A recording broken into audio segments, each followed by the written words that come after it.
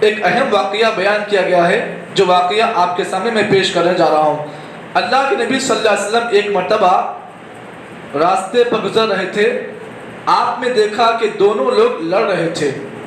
ان میں کا پہلا آدمی جو ہے غصے میں گالی گلوچ کر رہا تھا اپنے دوسرے بھائی پر، اور اس کا معاملہ یہ تھا کہ غصہ اس کو اتنا آ گیا تھا کہ اس کا چہرہ غصے سے لال پیلا ہو گیا تھا، اور اس کی آنکھیں غصے کی وجہ سے لال ہو گئی تھی۔ اللہ کے نبی صلی اللہ علیہ وسلم نے اس آدمی کے چہرے پر غصے کے آپ نے یہ حالات کو دیکھا، تو اللہ کے نبی صلی اللہ علیہ وسلم نے جس آدمی کو غصہ آیا تھا، آپ نے اس کو کہا کہ کیا میں تمہیں کوئی ایسی چیز نہ بتاؤں جس کی وجہ سے اللہ تعالیٰ تمہارے غصے کو دور کرے گا؟ اس نے کہا اللہ کے رسول آپ بتائیے آخر وہ کون سی چیز ہے؟ اللہ کے نبی صلی اللہ علیہ وسلم نے فرمایا تم اعوذ باللہ من الشیطان الرجیم پڑھا کرو، تمہارا غصہ دور ہو جائے گا۔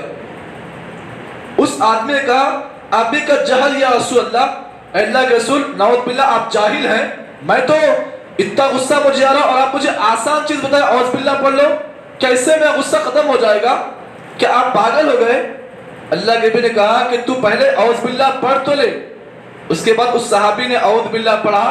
کہتے ہیں وہ صحابی رسول بعد میں جب کبھی مجھے غصہ آتا اور میں جب یہ چیز پڑھ لیتا اعوذ باللہ من الشیطان الرجیم تو میرا غصہ ٹھنڈا ہو جاتا۔ یہ اللہ کے نبی صلی اللہ علیہ وسلم کا ایک بولنے کا طریقہ اور آپ کا انداز ایسا تھا کہ جب وہ چیز کو میں پڑھتا تو اللہ تعالیٰ مجھ سے میرے غصے کو دور کر لیتا۔ اس حدیث کے اندر یہ واقعہ بیان کیا گیا ہے۔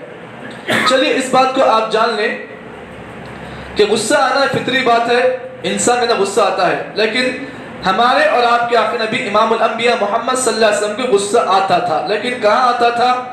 جب آپ صلی اللہ علیہ وسلم خلاف شرع کوئی کام دیکھتے، شریعت کے خلاف کچھ کام ہوتا ہوا دیکھتے تو اللہ کے نبی صلی اللہ علیہ وسلم غصے میں آ جاتے۔ تو یہ موقع جائز ہے، بجا ہے۔ اگر کسی ایسے مقام پر آپ جاتے ہو جہاں پر خلاف شریعت کوئی کام کیا جا رہا ہے تو وہاں پر آپ کا غصہ کرنا جائز ہے، کیونکہ ہمارے نبی صلی اللہ علیہ وسلم ایسے مقامات پر غصہ کیا کرتے تھے۔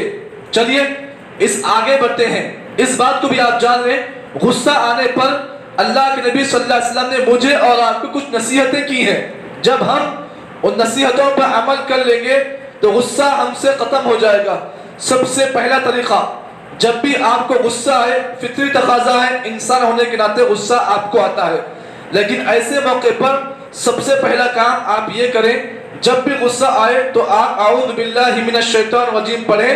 اللہ تعالیٰ اس وجہ سے آپ کا غصہ ختم کرے گا، یہ پہلی چیز ہے۔ دوسری چیز، جب غصہ آئے تو دوسرا اہم کام آپ یہ کریں، جگہ تبدیل کر لیں۔ جہاں پہ آپ غصہ آیا ہے، مثال کے طور پر آپ بیٹھے ہوئے ہیں، آپ کھڑے ہو جائیں۔ آپ کھڑے ہوئے تھے، اس جگہ سے آپ نکل جائیں۔ تو یہ غصہ آنے پر دوسرا کام آپ یہ کریں، جگہ تبدیل کریں، اپنی حالت کو تبدیل کر لیں۔ اللہ کے نبی صلی اللہ علیہ وسلم کی حدیث، اس سلسلے میں حدیث ہے، آپ نے فرمایا اذا غضب احدکم وهو قائم فلیستجب۔ اللہ کے نبی نے فرمایا جب تم میں کا کوئی آدمی غصے میں ہو اور غصہ اس کو اس حالت میں ہے کہ بیٹھا ہوا تھا، اچانک غصہ آ گیا تو آپ نے کہا فلیقم، وہ آدمی کھڑا ہو جائے۔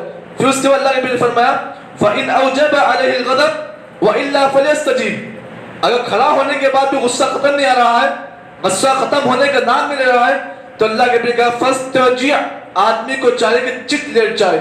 جہاں پر وہ کھڑا ہوا تھا پھر بھی غصہ ختم نہیں ہو رہا تو کیا کرے؟ فلیستجب، آدمی چت لیٹ جائے۔ یہ دوسرا حالت ہے غصہ آنے پر۔ تیسری حالت محدثین نے بیان کیا السکوت عن الکلام۔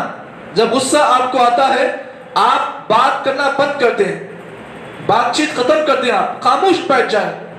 مثال طور پر غصہ آیا آپ کو، آپس میں بات چیت ہوتی، جھگڑا ہو گیا، اچانک آپ کا غصہ پہر میں آ گیا۔ اب آپ ایسے موقع پر کیا کریں؟ السکوت عن الکلام، اپنے بھائی سے آپ بات نہ کریں کچھ دیر تک، جب تک آپ کا غصہ ٹھنڈا نہ ہو آپ اس سے بات نہ کریں۔ اور بہتر ہے کہ اگر آپ بات کرنے پر بھی غصہ ختم نہیں رہا تو بہتر یہ ہے کہ اس مجلس کو آپ چھوڑ کر چلے جائیں۔ یہ تیسرا حالت ہے۔ چوتھی حالت اللہ کے نبی نے فرمایا الوضو، غصہ جب آ جائے آپ کو تو آپ وضو کریں۔ اللہ کے نبی صلی اللہ علیہ وسلم نے ایک علاج بتایا ہے، غصہ ختم کرنے کا ایک بہترین علاج وضو ہے. کیوں؟ اب سوال یہ پیدا ہوا غصہ آنے پر وضو کرنے کا علاج اللہ کے نبی نے کیوں بیان کیا؟ اس کی بہت بڑی حکمت ہے. اللہ کے نبی صلی اللہ علیہ وسلم نے فرمایا ان الغضب من الشیطان، غصہ جو ہے شیطان کی جانب سے آتا ہے. وَإِنَّ الشَّيْطَانَ مِنَ النَّارِ، شیطان جو ہے آگ سے پیدا کیا گیا ہے. وَإِنَّمَا تُطْفِئُ النَّارِ مِنَ الْمَاءِ، اور آگ کو ٹھنڈا کرنے والی کوئی چیز ہے تو پانی ہے.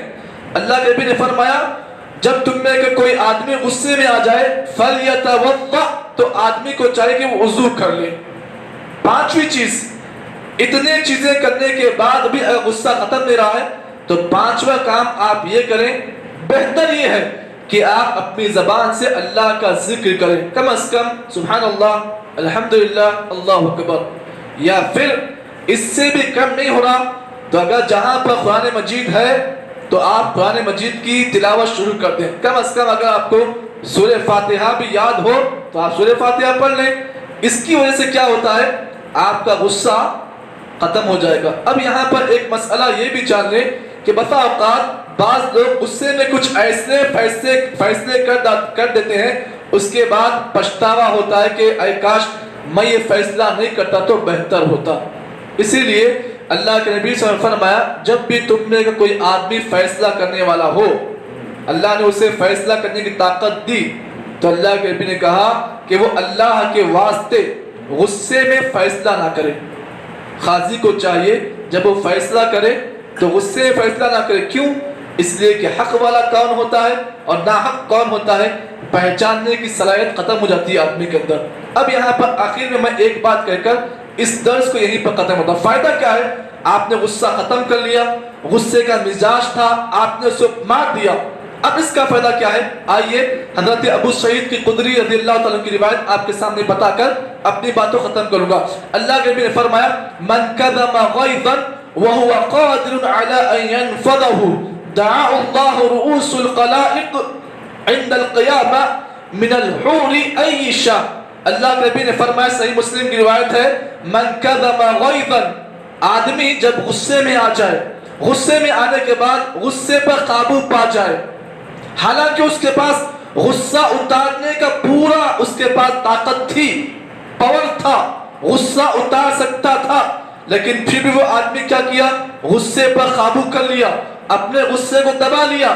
اللہ کے نبی نے فرمایا دعا اللہ یوم القیامت، اللہ قیامت کے دن اس آدمی کو تمام لوگوں کے سامنے اللہ تعالیٰ اس کا نام لے کر بلائے گا اور کہے گا اے میرے بندے، دنیا میں تجھے غصہ آیا تھا، تیرے پاس سب کچھ تھا، غصہ اتارنے کے طریقے تیرے پاس تھے، پاور تھا تیرے پاس، لیکن پھر بھی تو نے غصے کو قابو کیا تھا. آج تیرے لیے ہم ان حوروں کو تیار کیے ہیں، دیکھ جس حور کو تو پسند کرتا ہے لے لے. اور حور کسے کہتے ہیں؟ حور اس مخلوق کو کہتے ہیں اگر دنیا کی کوئی اگر دنیا میں کوئی حور اگر نگاہ دوڑائے تو دنیا کی خوبصورتی ختم ہو جائے گی. اتنی خوبصورت حور اللہ جنت میں جنتیوں کو تیار کر رکھا ہے. تو معلوم یہ ہوا اللہ کے نبی نے اس حدیث میں یہی بات بیان کی کہ پہلوان وہ نہیں جو کشتی میں پچھاڑ دے، بلکہ پہلوان وہ ہے جب غصہ آئے تو غصے پر کنٹرول کر لے، یہ اصلی پہلوان ہے. اللہ سے ہم دعا کرتے ہیں کہ اللہ تعالیٰ مجھ کو اور آپ کو جتنی باتیں بتائی گئی ہیں ان تمام باتوں کے مطابق عمل کی توفیق عطا کرے. سبحان اللہ بحمدہ، سبحانک اللہم بحمدک، نشہد ان لا الہ الا انت، نستغفرک و نتوب الیک.